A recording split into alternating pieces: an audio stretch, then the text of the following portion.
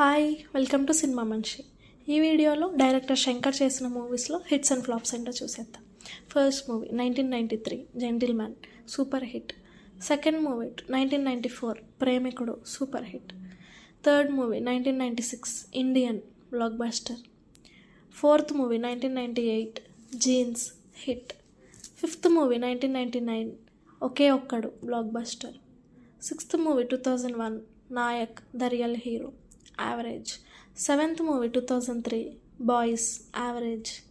Eighth movie 2005 Aparichitudu, block buster.